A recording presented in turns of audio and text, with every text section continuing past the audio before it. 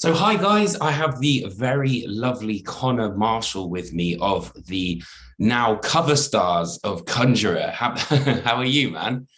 Yeah, I'm not too. Yeah, well, after that as well. Yeah, not too bad, thank you, mate. How are you? Yeah, good man, good. Obviously, I know we mentioned it before we turned the recording on, but I just wanted to say again, like, congratulations on that massive cover. It was really cool, man. Yeah, thank you. It's another one of those like bucket list items, but almost like I don't want to say we'd given up on it, but it's one of those things like we never expected. Like we didn't start this band going, yeah, we'll be on the cover of Kerrang. Like this, just yeah, it's one of those weird things where we're uh probably still internalizing it, but for now it's just yeah, really cool and weird. Oh, good man. So, how have you been? How's the last sort of 18 months been, I guess? Oh, well, up and down, same as everyone else. Yeah. Pandemic obviously wasn't the nicest thing in the world, but I guess you got to take the positives. Like this, we essentially needed the pandemic to get this album done because we're very bad at writing otherwise. So, yeah, it's been up and down. It's been nice that things more recently have like obviously been starting to open back up. So we've been able to run into each other at a couple of like festivals and events and all that sort of stuff, which has been nice. But yeah, we're getting there, and like it's exciting to have an album coming out and like have that to look forward to and be excited about. But yeah, other than that, it's just kind of same as everyone. I don't think I or the band are in a like super unique position. Like everyone's kind of been going through the same thing, and the whole industry shut down for every band that was trying to tour and stuff. So yeah, definitely wasn't ideal, but all things considered, like we've come out the other side okay. Like compared to how other people were hit, we're very fortunate, very lucky. So I yeah, can't complain too much. Because did you guys have any tours, or was it kind of you were starting to enter writing mode, recording and things like that as COVID all hit and everything? So both essentially. So we had made the conscious decision that 2020 was going to be quieter. But we would never say we would take a year off. Like we don't think we're in that sort of position yet. But yeah, the plan was to have a quieter year. But before we did that, we were going to do the month-long Europe tour with Carbon, which we had just started. Um, we were 5 shows into it, I want to say. Like we'd done. Hello, Alice. um, but no, we were five. We'd done like 4 or 5 German shows on this. Yeah, what was meant to be this month-long European tour, going to loads of countries that we'd never been to before. Super excited, and then yeah, the world shuts down. Um, so it was kind of both. We had things planned, and obviously we're right in the middle of what was meant to be our big thing for that year. But yeah, after that, the plan was to slow down, finally put an end on the Maya cycle, and work on the next album, which we got to do technically. Like in theory, everything went to plan, just not as we would have wanted it, maybe. Yeah, well, I was going to say, you guys were touring Maya for like a good couple of years, that you got a lot of mileage out of that record. Yeah, well, that was kind of the thing. Like, we didn't expect it to blow up anywhere near as much as it did. So, on the back of that, we then just kept getting these insane tour offers and festivals and opportunities to do this and that, and just a load of stuff that we just couldn't say no to, essentially. Mm. So, yeah, the plan was never for it to be. I mean, obviously, like I said, we didn't plan for a pandemic, but even before that hit, we'd never planned to be touring it as much as we had. I remember Dan saying just as it was coming out that, like, yeah, we'll probably be back in the studio within a year. And at the time, I was thinking, well, that seems a bit short. We'll probably tour it for at least a year. But yeah, none of us ever foresaw 2 years straight with, say, in theory, plans for more. Um, but yeah, I guess I'm not, again, nothing to complain about in that sense. I'd much rather it be that way around when we put the album out and then have to release the next one 6 months later because no one cared. Of course, man. No. It was amazing. But obviously, it's been 4 years since Maya. But how long were you guys actually working on Pathos behind the scenes? Is it Pathos? Either or, I think officially it's Pathos, but Okay. I definitely say both and find myself slipping between the two. And we had that discussion slash argument when we were deciding to name it. That we were like, oh, are people going to say it this way? And just reach point like, who cares? Like, whatever, whatever you want. Um, but we had like there's riffs and like ideas on Pathos that had been around since before and like had maybe been in like older songs that weren't on the EP or Maya or anything like that. And then other than that, I think we had the song Those Years Condemned. We had like the bare bones of that. That was like one of the first ones that Dan had come up with like the main bits for. So there were bits kind of here and there, but no like completed songs, nothing left over from Maya or anything like that. So that was kind of the challenge, is that obviously your debut albums and EPs, whatever, is just you write songs as a band and it's whatever you've got up until that point. Whereas with, this was the first time then being back at zero almost, and be like, well, yeah, we don't have anything. Like this album could turn out to be whatever we want essentially, which is kind of on one hand the best thing, because you don't feel like you have to stick or like throw stuff in that you've done before. You can very much start again if you want to, but it also means there's a lot more work to be done. So yeah, no, we didn't. We had the odd thing here and there, but nothing really concrete that was carried over or anything like that.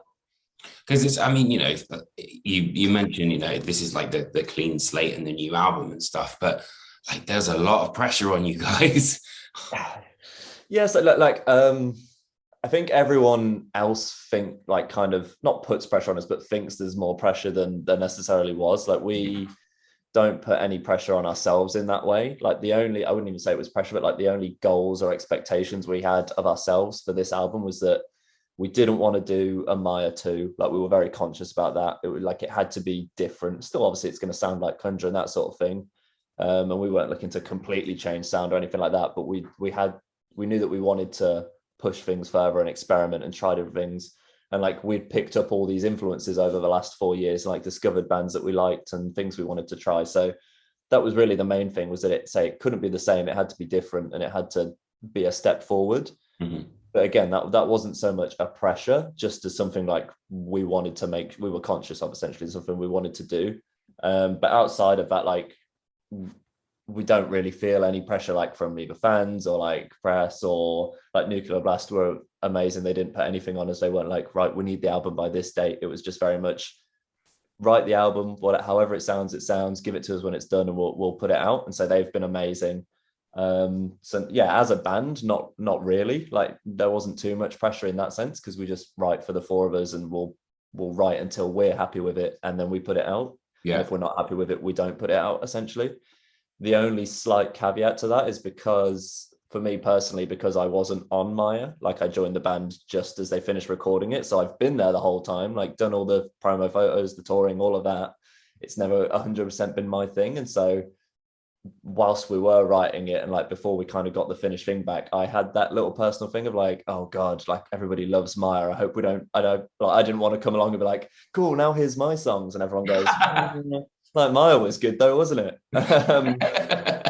But yeah, so that was a me problem rather than a band problem. But as soon as we got it back and like it was a finished album and I could listen to it, that was kind of out the window anyway, because I love it. Like I think it is better than Maya. Whether anyone else feels that way, I guess remains to be seen as of yet. But yeah, I'm over that. So yeah, long story short, no, not really, not much pressure, or not as much as people think there might be or maybe should be. Yeah. I was going to ask you actually about, this being the first time that you're actually on the record. Like, what was that writing experience like for you? It was all right, to be honest. Like, because I wasn't like new to the band in the sense that when I joined, it was also my first time meeting these like people or anything like that. Like I'd been in bands with like the other guys in our local scene before Conjurer was even a thing. Like I helped them record the demos of the EP and all that stuff. Like I've been friends with them and been there the whole time. Yeah. Just not as a member essentially. And so, yeah, it was our first time properly writing together, but it wasn't a huge shift from kind of one thing to another, because especially with it being 3-4 years, we all obviously know each other by that point and we're all comfortable to like have our ideas shut down by each other and whatnot. So, like it was tough. Like the other side of that not being scared of shooting each other down means that like we do end up like arguing and bickering over everything. And so like it is a joy, and like we do love writing music, but it's not fun in the way that's like it's not a holiday retreat. It's not like, oh cool, we're gonna go write the album. But like, yeah, we wouldn't change that though, because I think that's what, or we've kind of decided amongst ourselves, that's kind of what our stamp of quality is. Like, yes, we'll argue and bicker and we'll go over and over and over and we'll nitpick, but when we do get it to that point where the four of us are happy with it, that's kind of how we know it's good. And so yeah, slotting into that wasn't too much of an issue. It just happened to be my first time kind of doing it officially. you've mentioned that you're quite collaborative and things like that, but is it kind of like, one person sort of brings a song idea and then you guys kind of flesh it out together, or is it kind of like you work on them in the room together, if that makes sense? So part of the reason we like took so long to do this is because we don't write in the room, essentially. Like, we don't write on tour. It's all very much done separately at home, and like you say, someone bringing an idea and like emailing it across and all that sort of stuff. For basically everything, like including this album, that's mainly been Dan and Jan. Kind of Dan and then Jan. Like, Dan is the main songwriter, comes up with the majority of the riffs, and so a lot of it is Dan going, well, here's all these things I have, and then say typically in a lot of it, this album was Jan then coming in, and he's kind of been like the arranger almost, where like he definitely writes his own bits and adds and stuff like that, but he was more the person that like was piecing together the puzzle based off the pieces that Dan had given him, and then me and Brady after that obviously come in with our own ideas and tweaks and stuff like that. So those are the main two, and it's very much a case of, like you're saying, they will bring stuff to us, and then all four of us will then collaborate on it and go over. And so I've definitely, like, I've got bits on the album which I wrote, but a lot of my contributions are more than tweaks on something somebody else has done, and vice versa. And it all comes from an initial idea that someone has had, rather than us getting in a room and jamming and seeing what happens or something like that.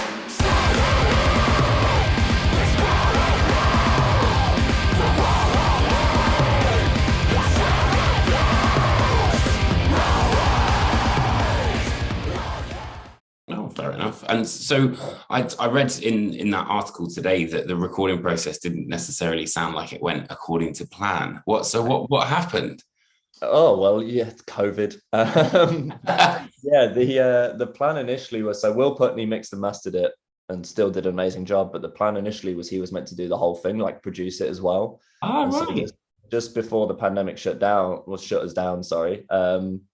We were kind of just going through the final plans and like costings of, okay, are we going to fly over to America for a few weeks? And like, oh, okay, do we need to get visas for that? Blah, blah, blah, blah. Or are we going to fly him over and we'll just rent a studio in the UK?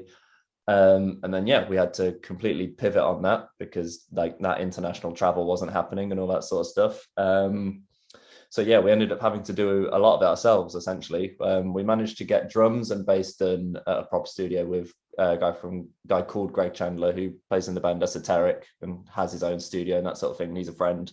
So he helped us out a lot by kind of being able to do that. But this was all still during a lockdown as well. This wasn't like when restrictions were eased or anything like that. This was during either the second or third lockdown. I can't remember. There was so many. They blur into one.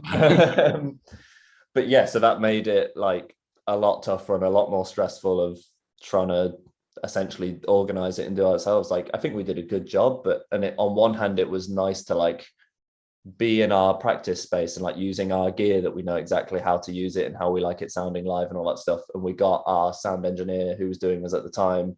He came in and like engineered it and mic'd us up because obviously they know how we want to sound and how they get that sound and all that. So there were pros to doing it that way, but it was vastly outweighed by the cons of the fact that we had to pivot last minute and were making ends meet and that sort of thing. So considering, I think it's still come out really well, and we're definitely proud of it. And Will, like I said, then by the time it got to him, absolutely smashed it out of the park, and it sounds great. But it did not go according to plan in the way that we were not getting to spend 3 weeks in America with Will Putney creating an album like we thought we would be able to. Mate. But maybe next time, we'll see. But I guess in a way that's kind of great, like you say, that the sound engineer kind of like had the live sort of focus of how you guys sounded, but then you could kind of embellish that with how Will mixes things, and that was kind of one of the main reasons why we went with Will Putney in the first place, and why he was even going to be producing the album, because of the way. So when we did that Rivers of Nile tour in March 2019, the last show of that is on YouTube. Like, Kerrang came and filmed everyone's sets, and so that video is on YouTube, which we knew about at the time and stuff, but what we didn't know until it was released is that Will Putney mixed that. Like, they gave him the audio tracks from it and he mixed it. And so when that video came out, we were like, this sounds amazing. What? Yeah. And then saw that it was Will that had mixed it. And obviously we all knew who Will was anyway, but it was kind of that realization that, oh my God, he's like, taken our live sound and basically made it how we would want an album to sound. yeah, went from there essentially. So that was almost by design, the fact that we're like, okay, well, we like how we sound live. We think we sound really good live, and we are very much a live band. We want to capture that on record, but like say we went to Will because we liked the way his album sounded, and like the bottom end and the like heaviness that he's able to get from kind of bands is incredible and exactly what we were looking for. And then it also just happened to work out that he was looking to work with bands who sounded a bit more like us anyway. Like he was looking to kind of branch out a little bit. So it was like all these pieces started falling into place, and yeah, and then got knocked over again by the pandemic. But for a brief moment, everything was going to be perfect. But I think that's a really valid point, man. Like, you know, especially I thought Pathos especially was very dense, if that's the right word. Yeah. Like I've obviously listened to it loads, but I haven't been able to be like, oh, it's a sunny day, I'm going to put this on, you know. It's kind of yeah, no, it's not a sunny album. You're right. Yeah, there are large chunks that there is a lot going on, and like it's not necessarily by design or not by design. It's just kind of how the songs have come about. There are moments on the album that are the opposite, that are almost a little more deliberate, like the kind of contrast with that, the moments that are more sparse and kind of light and atmospheric. Like we were conscious that we wanted to include that side of things a little bit more, but in terms of like the wall of sound heavy, that's just kind of what we do, and like that's what we default to as a low tuned heavy band. But the bits that we end up arguing over and going over and just nitpicking at are, okay, well, how do we have all of these things and have all of these kind of different elements and layers and all of that, but how do we filter it down and make it work in a way where it kind of fits and like flows and everything makes sense? And like, yeah, there might be dual vocals and a guitar line and all of this, but everything has its place and it all makes sense in the bigger picture. Yeah, that's kind of the trick of it. And like the bit that takes so long is that rather than just being like, oh yeah, let's do all of this stuff, it's like, well, it needs to fit, it needs to flow, it needs to be like articulate and all that sort of stuff. But I totally agree. You know, like I always think that dynamics in a record are like some of the most important elements, and you know, Pathos has got that, and it just makes it seem a lot more seamless, I guess, because you're just listening to something, you're just kind of like going with it. Yeah, then that's kind of like Maya had a lot of that too, where like we did a lot of different things on Maya. And it was, again, one of the things of being like a step forward on this album was like, okay, well, especially if we're going to be doing more and like trying different things and experimenting and pushing the boat out a bit, like, yeah, we need to make sure that it does still fit and flow. And like you say, you can listen to it and everything, even if the music doesn't go where you're expecting, it's not like jarring, and you can just kind of go on the journey with it. Like, and that's section to section and then song to song on the album as a whole. Like that's what a lot of the work goes into, is say that making things, even if it is like the most contrived thing that we spent 4 months on, it needs to sound as if it was natural. And like if it's an 8-minute song, we need to make sure that it doesn't feel 8 minutes and like it's not a slog and you're like, oh god, where's this going? Like, yeah, everything is meant to have its purpose and have its place. So what about for you then in the record? Like was there sort of ideas that you wanted to put in yourself that, you know, maybe the band hadn't done before, or, you know, kind of different things in that respect? Yeah, there was bits here and there. I think a lot of the stuff that I bring compared to the others, like when it comes to influences and stuff like that, Dan, Brady and Jan have that little bit more eclectic taste than I do. Like they're the ones who are like well into like the Roadbird scene and all of that sort of stuff, and they go to the far reaches of all of that, where my tastes are a little more kind of stripped back from that. I don't quite go off the deep end as much as they do. So I think a lot of my contributions and stuff is still kind of trying to focus on that, in the kind of like I was saying, we're like, absolutely we can go crazy, but like how do we filter that in a way that's, and Brady put this really well, I don't know if it was in the Kerrang article that we were just talking about or something like that, but he was basically saying like our thing is taking that Roadburn sound and filtering it and kind of making it more approachable for like a download audience. Yeah. Like the point is like, yeah, we're a band who is now listening to, I don't know, like Sumac and Imperial Triumphant, but we're playing it as the same kids who grew up on Trivium and that sort of thing. And so I think that's where I fit in, and like my ideas are probably the ones that are a little more like not even mainstream, because I don't want to call us a mainstream band, but it's the ones that are maybe a little less wacky and like tying everything together. But that's And say, arguably, some of the most important stuff, it's one really. of it to say. I don't want it to sound like, oh yeah, I'm the guy that brings it all together. Like I'm definitely not like the main Of thing or course anything not, like man. that. But I think those are just my sensibilities. Where like, yeah, if something sticks out to me or like pricks my ears up, it'll probably be like, okay, well, how can we streamline that down and like make sure that's the best bit it can be.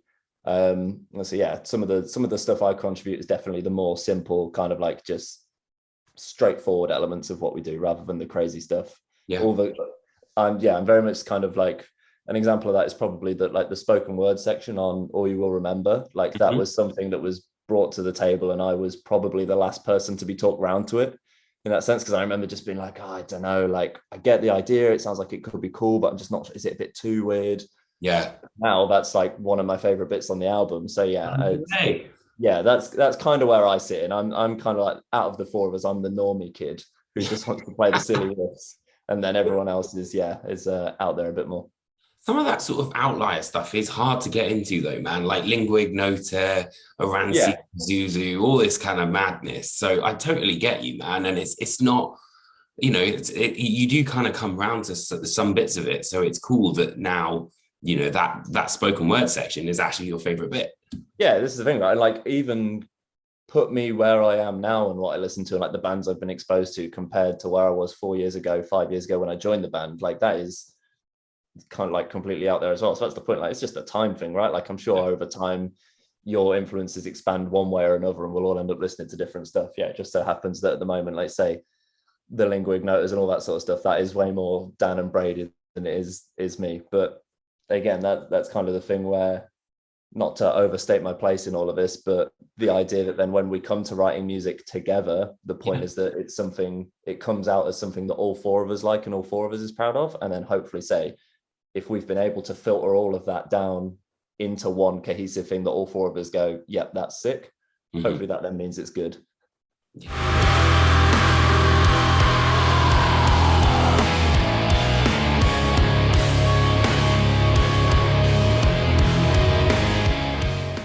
Yeah, man, of course. And you guys are literally like the most modest band out there, honestly. So I wouldn't worry about it. But I wanted to kind of have a chat about some of the themes that inspired the record. What are they?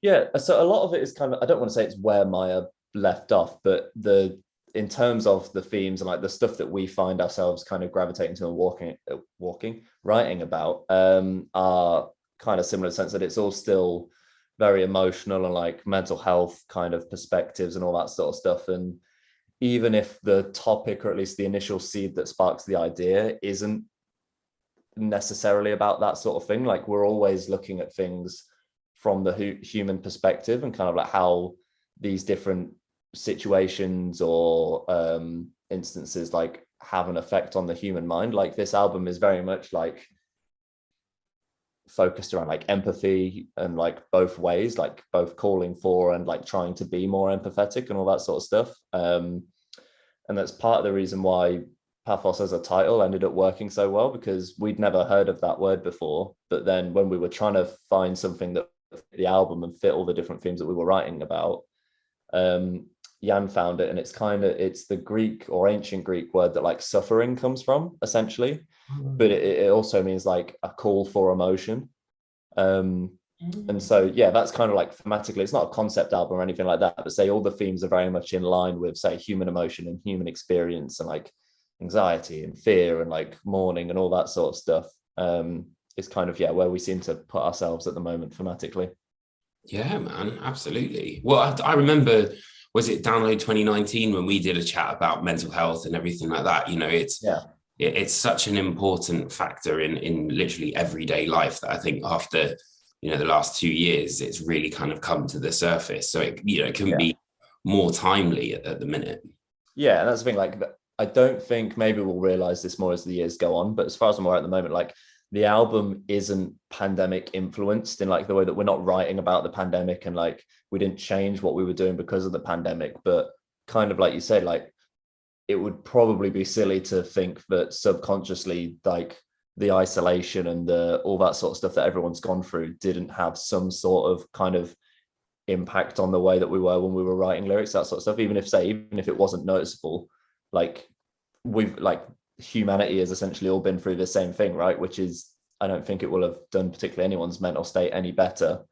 And yeah, you're right. So it's just super important to keep it in the forefront and keep being open about it and that sort of thing.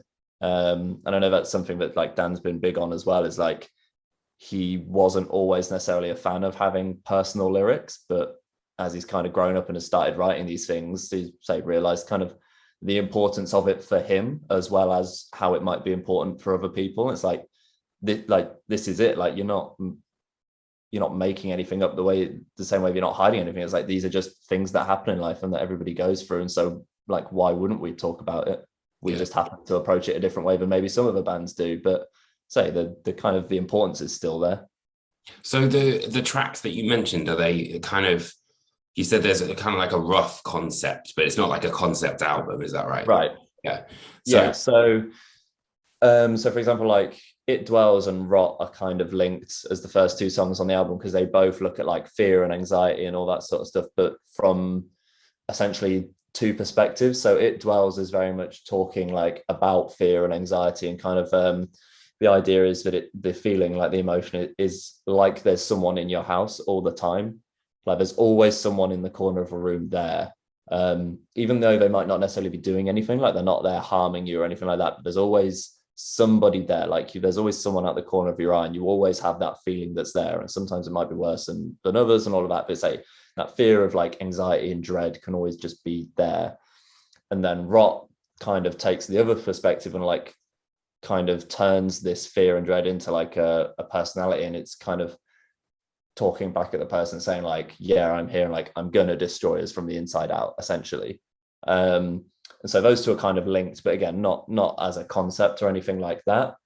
But then the other stuff kind of on the album, like All You Will Remember, looks at dementia and kind of the struggle of that a person might be going through, and how that kind of changes someone and affects those around them as well. Cracks in the Pyre looks at the idea of like mourning and loss. And it was a conversation that kind of came up about like none of us in the band are particularly religious. Mm-hmm. But obviously if someone passes, there's meant to be the idea that they're in a better place now or something like that. But it's kind of looking at the idea of like, okay, well, but what if you don't believe in that? Like kind of that almost lack of closure. Like it would be so lovely to like know or believe that this person who's passed away, who I loved, is in a better place, but like I don't necessarily believe that. I don't know if that's true. And so say it's those sort of things where it's all very sad, essentially. Like none of them are like jolly bangers at all, but it's also they're not linked in that way. But like I was saying before, it's kind of like it's all linked through the human experience and the emotion of it, thematically, rather than anything like we've written a whole album about anxiety or dementia or anything like that. So it's just there's lots of different things like these that are the seed and start the topic, but then they kind of go from there. Blimey. These are important things to talk about at the end of the day. There's some heavy stuff without being like a metal band pun there, but it's not it's like it's not the nicest stuff, but it's a, like we've been saying, like it's about approaching it and talking about it in a way that hopefully helps people. And like I say, this album is about emotion, it's about empathy and that sort of thing. So even if like compared to Dan, I think I'm quite fortunate. I've maybe not experienced anxiety and stuff in the same way that he has, but it doesn't mean I can't relate to him and can't support him and that sort of thing. Mm-hmm. So that's what I mean. It's like it's about empathy both ways, essentially. Oh, fair enough. I was going to ask, and feel free to sort of not answer this or anything like that, but like given that the record is called, it's based around suffering and things like that, what was kind of your element of suffering that you put into the record, if there was one? Or again, tricky, because we're very fortunate that like the pandemic and stuff like that has not scathed us too much. Like we were saying earlier, we would have been taking the year off anyway.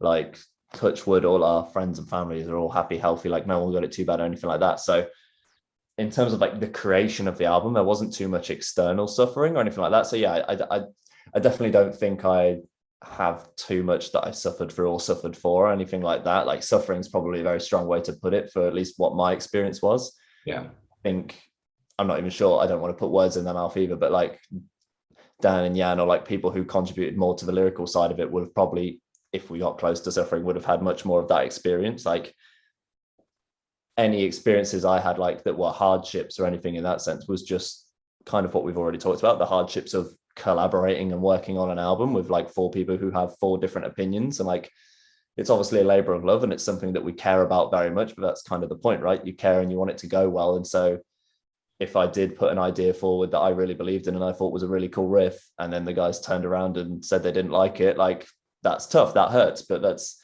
the sort of thing you have to get used to. That's part of the process. But yeah, I definitely wouldn't like lug that in with suffering or like mental health or anything like that. That's just the nature of the beast. So no, to be honest, I'm very fortunate that I can't really think of anything where I did have to suffer too much. Like the most stressful it got for me is they added Suffer Alone whilst in the studio. And that was the one day where I didn't happen to be there. So I turned up the next day and they were like, oh, we're doing this song. You have to learn it and track it tomorrow. And so I had to learn it overnight, and it was a hard song to play.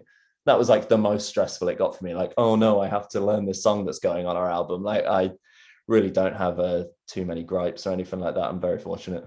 That's pretty intense though, to have to learn a song in like 24 hours. It was awful. Yeah, it sucked. One of those things. It was just a bit of a miscommunication essentially, because we'd written that song and we had it like, we like to have as much as possible done before we go into the studio.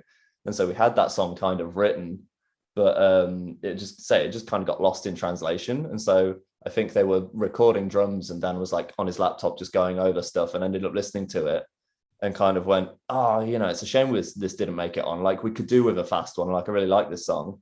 And then it was essentially a situation where I think Jan or someone was like, yeah, I really liked it too. And then was like, wait, I thought you didn't like it. I thought that was the reason we didn't put it on. And I'm like, oh no, I liked it. I thought you didn't like it. And everyone kind of pointed fingers at each other. And it turned out everybody, yeah, exactly. And then everybody liked it. And so, yeah, I come in the next day and we're like, oh, by the way. So I don't know. I wasn't there. Maybe they tried to blame it on me. Maybe it's my fault, but it wasn't on there initially. But if that's the case, I paid for it. But no, it was all totally fine. It was a stressful night, but got it done. Yeah, there you go. It's like handed in that final dissertation or something. You're just like, right. Oh, absolutely. Yeah. 24 hours. Thrive under the pressure. It was the same thing at uni as well. Like, yeah, always leave it to the last minute, but then that's what gets you going.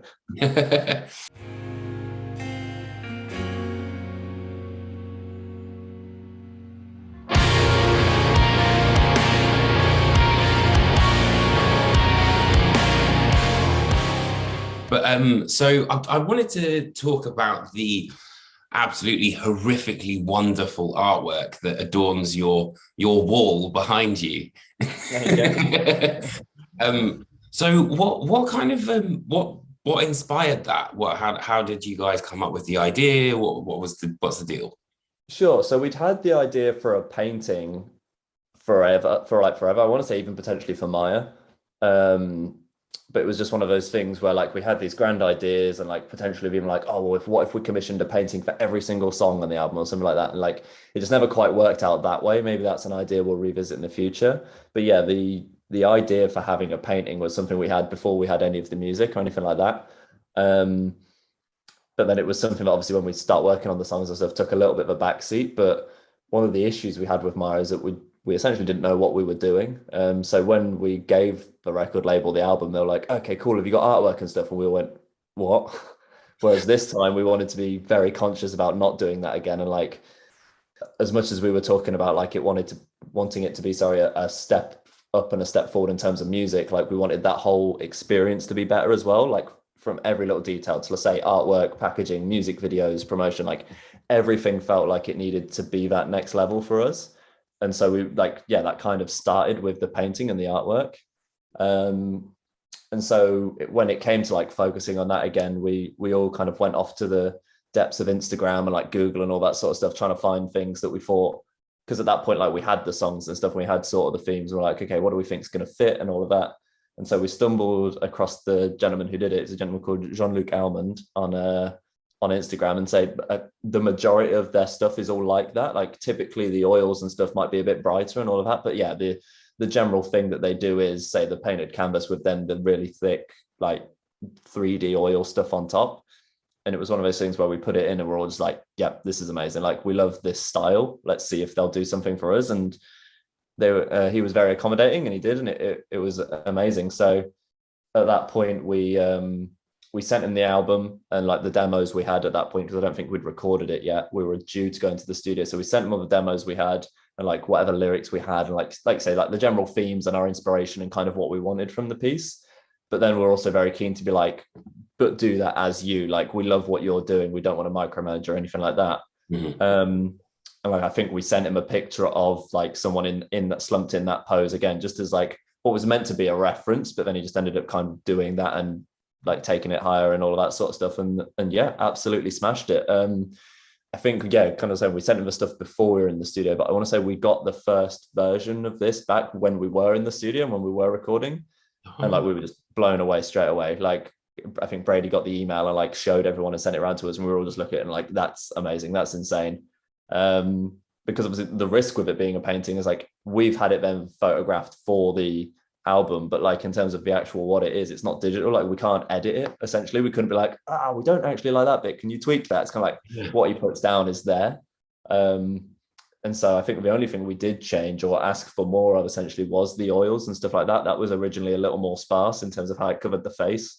So we asked for a little bit more of that, but then again, turned it around, absolutely smashed it. And that is literally how you see it now. So like, wow, in 1.5 goes, we've got it. And it's incredible. It's kind of hard to catch. Like, part of the reason we wanted to make sure we got it properly photographed and stuff was so we could show it as best as possible. And like, we went and got it properly framed and all that sort of stuff. So it's hard to show in its full glory, just like on my wall and on camera here. But when you see it in person, it is, yeah, it's incredible. And like, it's so 3D and all the textures there. And so that's then also what the insert and like all the packaging and stuff of the vinyl and the CD is. It's all photos of that from different angles. So like, really zoomed in on the oils and like of the frame and the grain and all that sort of stuff. And like, when you turn the vinyl and the CD over, the back of the frame, like if I take that off the wall and show you the back, that's the back of the vinyl as well. So it's all very artsy and conceptual, but the point is that like, when you hold the vinyl in your hand, like, yeah, you have the art, and inside the art, behind all the layers and all that stuff, is the music. Like, it's all very much meant to be one experience. Oh wow, because I thought that was very tactile. Like, I wanted to kind of like touch it almost with that's very much it. And so I think the closest we've been able to come, obviously, because we can't ship the painting to everyone, unfortunately. We don't have that sort of money to get everyone a painting done, but I don't know what it's called. I want to say it's called Spot UV or something like that. But so on I think the vinyl and the CD, when you essentially run your finger over it, where you get to the oils and where you would expect to feel something, there will be like a textural difference. Oh, cool. I say it's not quite the same. It's a little bit scratch and sniff, but like there's going to be some element of it there to say, try and heighten that experience, like give everyone the most inclusive thing that we could, and kind of bring it all to life a little bit. I kind of love the fact that you guys are, so DIY though as well. You were kind of like, right, okay, we want to go big, but we want to go big in our way, kind of thing. Do you know what I mean? Yeah, it's one of the things we just don't really know. Like, that's what this whole band has been. It's just figuring it out and doing what we want to do as we go along. And like, luckily we're at a point now where, say, we have put Maya out and we have these 4 years of experience that we can then start to draw on to do things better. But it's still very much like, okay, well, here's an idea this is what we want to do. How can we do it? Like, what's achievable? And then it just kind of goes from there. And we'd say we've got a great team behind us. Like, we're definitely not I don't think we would call ourselves a full DIY band, but yeah, in terms of where everything initially comes from, it is just as like being like, well, this would be cool, or like, this is what we want to do. Let's figure it out. Absolutely. Yeah, man. You got Lisa and Matt behind you on the PR. Oh, yeah. Well, we can't be stopped. Lisa is apparently getting us to headline downloads. So we'll take whatever Lisa wants to throw at us. Yeah, we're on the up and up if Lisa's involved. Amazing. So that the painting that you've got there, is that like limited edition of one, or is there? That is it. That is one of one. That is the painting and the frame. Yeah. So it's at my house at the moment, but I feel like Dan has been very eager to get it, so we're probably going to have to start some sort of timeshare. But no, that is it. That is the painting. I would literally have that in a case. Like, I wouldn't trust myself around it. Well, that's the thing. Like, it's been up for maybe about a week or so now, because we took it to do that Kerrang shoot, and like, I think there was some in the article, like it wasn't on the cover, but like we took photos with it and the band and stuff like that. So since then it's been hung up kind of on the wall. So it's been there for about a week or so now. And it seems pretty sturdy, but you're right. Definitely putting it up initially, I was like, oh God, like if this falls. But yeah, no, we've kind of, I don't know if we're going to do it. We've toyed with the idea of taking it on the headline tour and like having it displayed at merch. But again, I don't know. We would need like a heavy duty case, bare minimum. Yeah. But also, yeah, we haven't fully worked out any logistics of that. Like that's very much oh, this could be cool. Oh yeah, that could be cool. But we'll like, that's not a promise. Like anyone who sees it when it comes to the headline tour, if there's not a painting of merch, I don't want to hear complaints. Like it's not as straightforward as you might think. But yeah, we'll see. You're right. It definitely needs looking after. It's very delicate. Of course. So to kind of finish up, what for you does Pathos represent? Like, is it kind of just a moment in time? Is it, you know, kind of like the hardest thing you've ever been through? What would you say it kind of when you first think about it?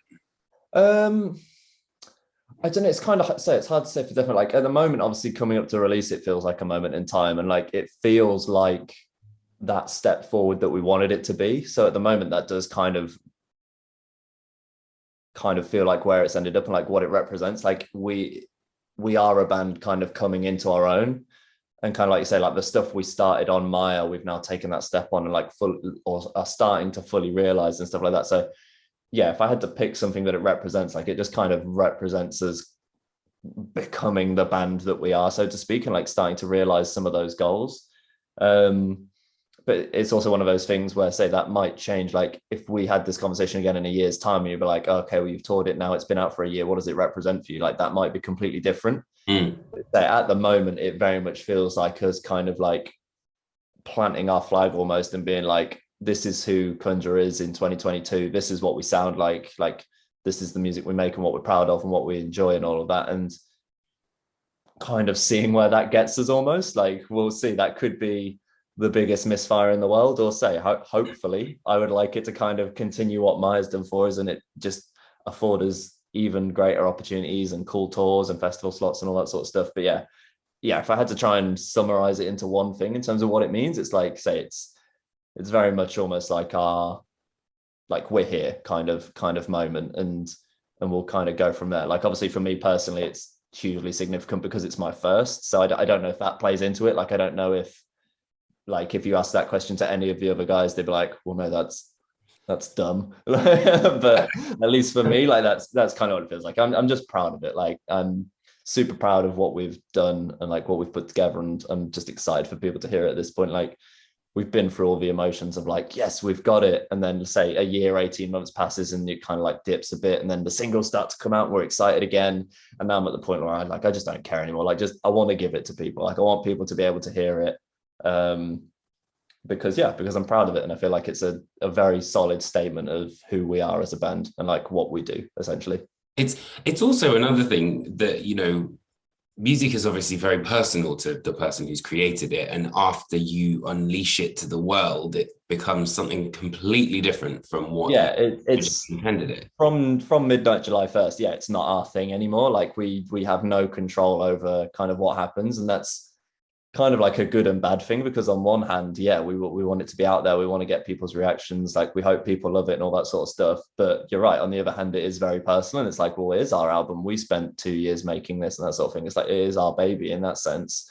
But then the other kind of thing with that, like the thing that I'm almost most interested in, is that like I feel like it's, and I'm sure the guys agree, but it's a way less immediate album than Maya is. Yeah. And like it does take a few listens. And so like, but we can't, like, we're lucky enough if anybody listens to our album once, like we can't release it and be like, here's our new album, thank you for waiting 4 years, please listen to it at least 5 times before commenting on if you like it or anything like that. Like we don't get that luxury. And so it's like exactly what you said, like it takes on its own life, and we'll see what that is. Like it might blossom into the most beautiful thing in the world, it might fall flat on its face within a week. Like we just don't know at this point. But there's no point worrying about it because we can't control it.